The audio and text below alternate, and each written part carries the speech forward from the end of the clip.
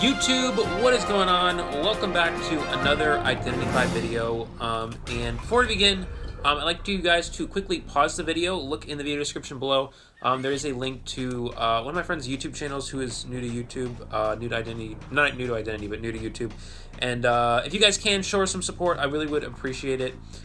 Without further ado, let's get into the video. Today we are looking at kiting on Eversleeping and Sacred Heart Hospital, and essentially why these two maps in particular are very strong for survivors and why they're like the most survivor-side maps, you know, in the game, right?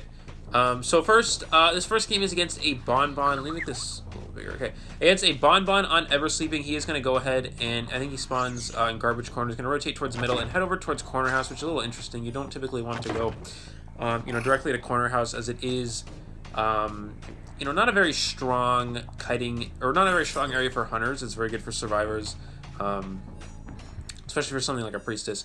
But he's going to go ahead and chase after the priestess here, and we do get a hunter change target. So I'm looking around for the hunter to see if he's going after me.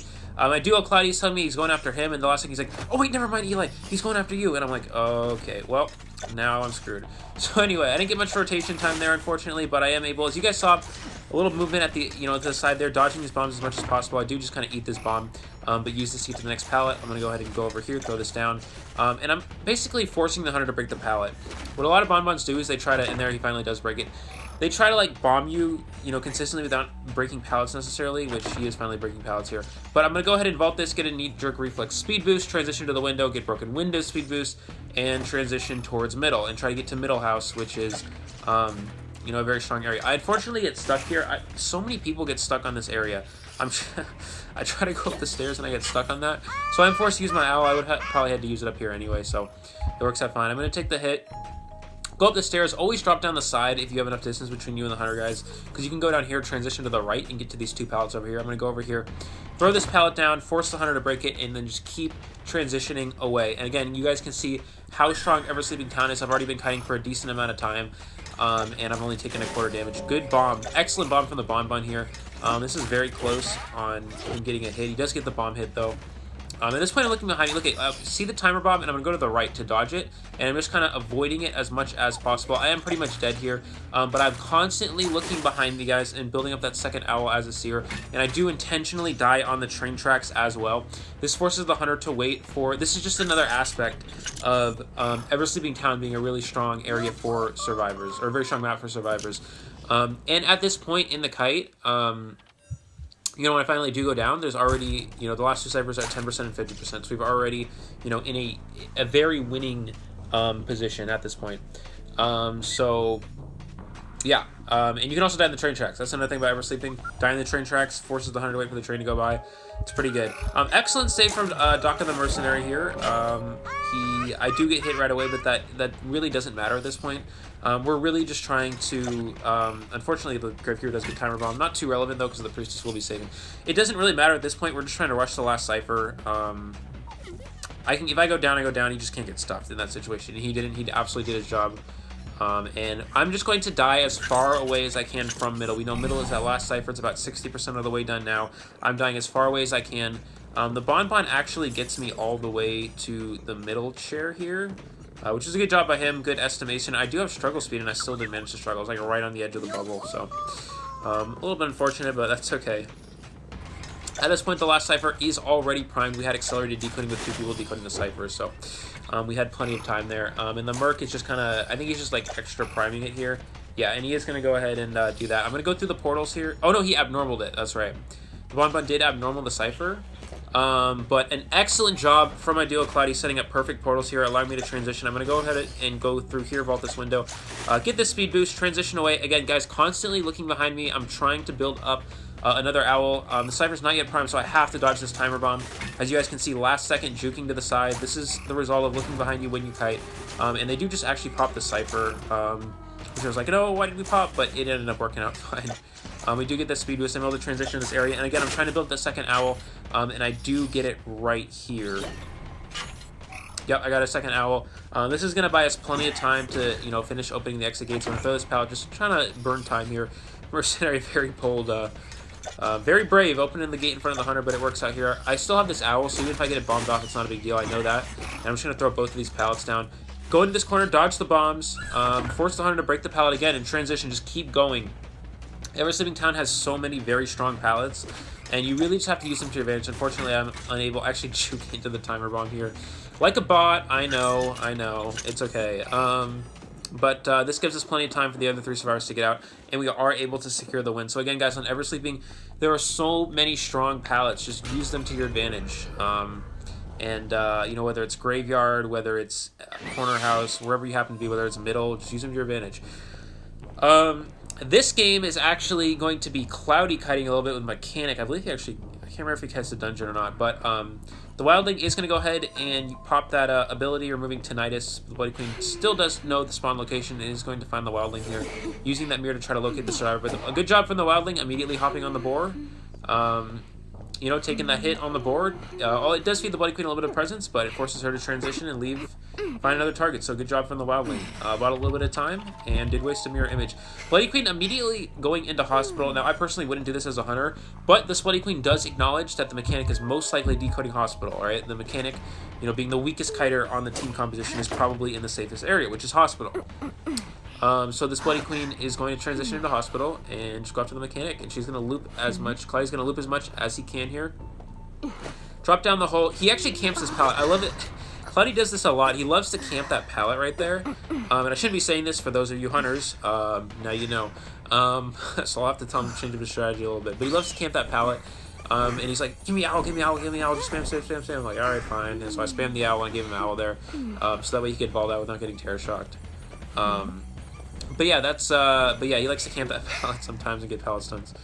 It's like that with a lot of survivors, guys. If they don't throw that pallet when they drop down, they're probably camping it, so be careful. Excellent patience from the Bloody Queen here. Unfortunately, does miss the mirrors, but she did wait for that owl, saved her mirror, and as soon as the owl ran out, then used that mirror image to go ahead and land that hit. So an excellent job from her there. Cloudy does get hit, but does get the pallet stun as well. Transitioning over to this pallet. Excellent move here from Cloudy, acknowledging the Bloody Queen is trying to walk through that pallet, throws it down, gets the pallet stun. Very good patience, very good discipline from him. Paying a lot of attention. Wildling going to come in and try to harass here. When you're playing Wildling, guys, you really want to wait for them to use a mirror image and then push the hunter away. So the survivor can potentially transition away from that mirror image. Wildling, unfortunately, not able to do that here. That is okay, though. And this Bloody Queen actually uses Excitement. She was really just prepared for that Wildling. She's like, no, I don't want to deal with this. I'm just going to bring Excitement. So does bring Excitement there.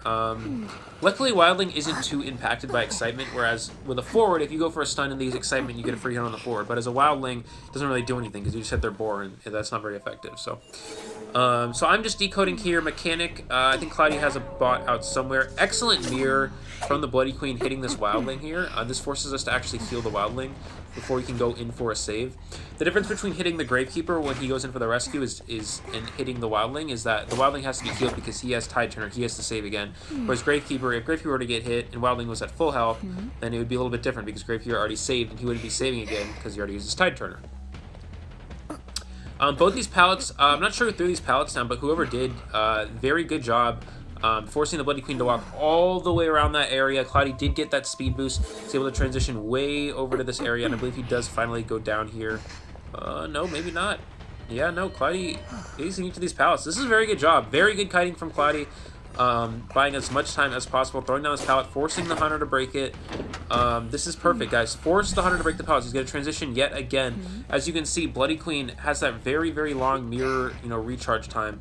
You have to wait another, it's not even up yet. He's going to be able to barely get over this already on a 120-second kite.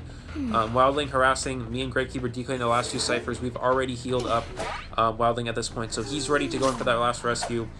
This is just a winning position for us survivors at this point. And it's looking really good.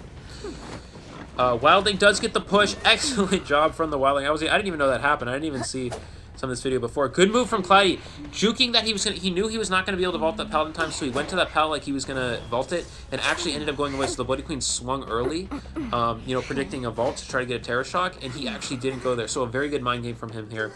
Very good, good job from the Wildling to keep the kite alive as well. Last cipher, I'm decoding it, is about 90% of the way done at this point. Again, this is Cloudy's second chair. He's not dead on chair, so we're already in a very good position as survivors. All the Wildling has to do is make a successful rescue. Gravekeeper is waiting by the gate. I'm waiting at the prime cipher machine, just avoiding this mirror hit here. Yeah, we're just waiting. Bot's going to gate as well. We're going to be able to open both of the exit gates. And Wildling just has to make a good save. He's going to hop off that board, take the hit, and I believe just hits Cloudy here with Tide Turner, though, so this wastes a lot of time. You know, the exit gate's open in 20 seconds, and Cloudy still has another 15 seconds at Tide Turner, and the Hunter still has to chair him, so we have plenty of time to win this game. You know, Tide Turner just a very broken effect here. Good mirror image from the Bloody Queen. Good juke from Cloudy. Good juke again, and he's able to transition away from this mirror. Excellent job from Cloudy. He knows Dungeon is at the statue area over here. He's going to try to loop this pallet again, just trying to stay alive as long as possible. And my camera died right there now, guys. Sorry about that. But he's going to keep looping this pallet.